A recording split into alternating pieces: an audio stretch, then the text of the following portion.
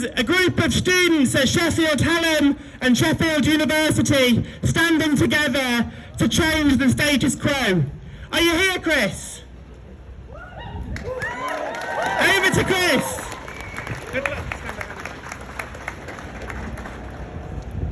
As a member of Sheffield Solidarity Group and Workers' Liberty, I feel blessed as someone who is also gender non-conforming to be accepted in both of these groups.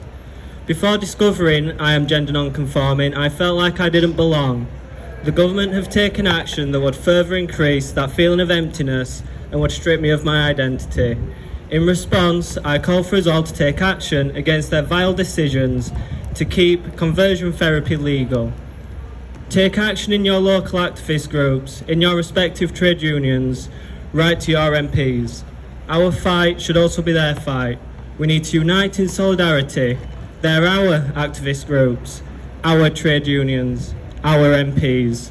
Organise and fight against the Tories' barbaric policies to deny us the freedom to be who we are.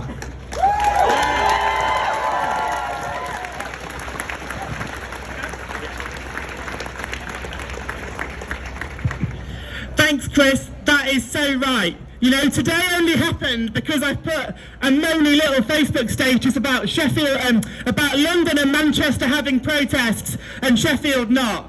So, you know, you can do anything when you come together. You don't need an organisation. You just need a group of people that want to change things, and that's what's happened here today. And look how many people have turned out.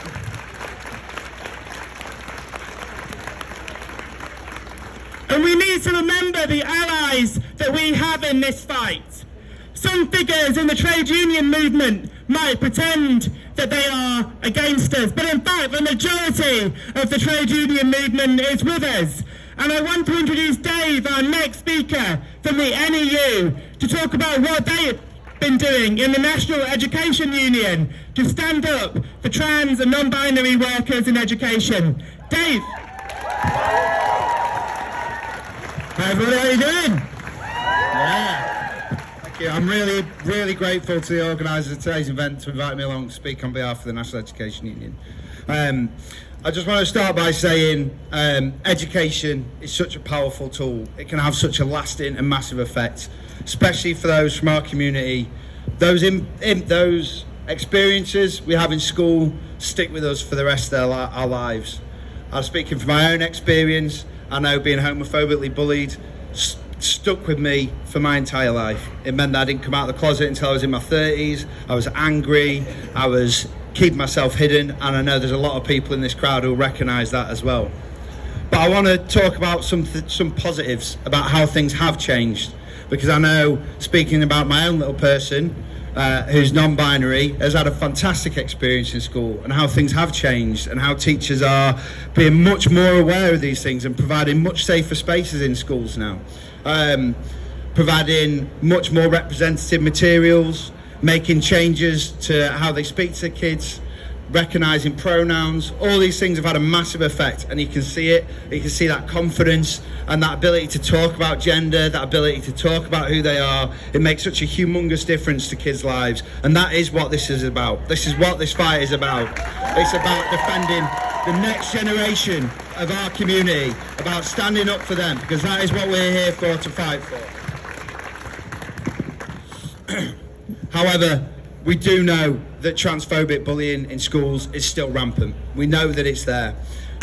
Something like between 35 and 29% of trans men and women specifically, this is just based off some government figures, say that they have had a positive experience. So that means the rest didn't.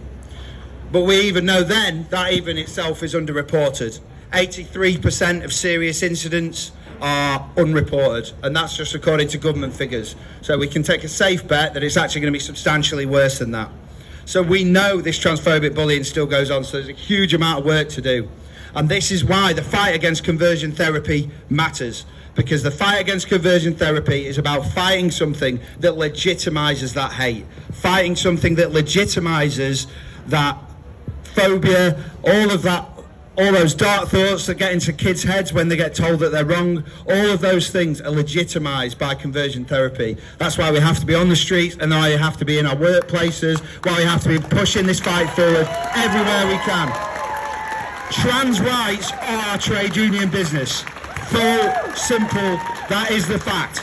We're fighting for people in your workplaces. This is how we do it. We organise together, we stand up for each other, and that is how we make changes in schools, in workplaces, and across the country and in our communities. We have the power to change these things, and we are going to change these things.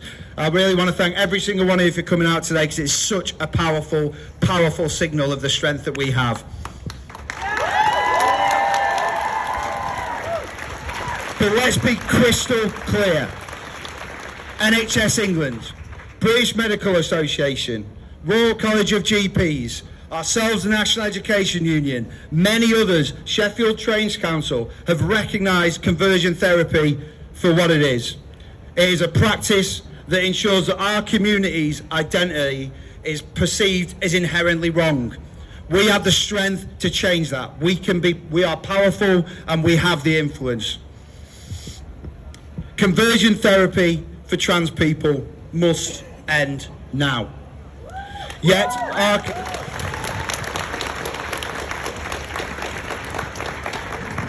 our community, when we want help, when we're seeking help with either exploration therapy or other forms of therapy, struggle to find the help that we need. It's not available when it's needed, but when it's forced on us, it's readily there. The government simply has to act. We're calling on the government to act. Trades Council in Sheffield and many others are calling on the government to act. We must ban conversion therapy. All conversion therapy is unethical. It's incompatible with the inclusive society we're supposed to live in, and that it's meant to be built on. Thank you everyone for coming out today. This is such a powerful statement. I'm really grateful for all the work all of you are doing. Solidarity.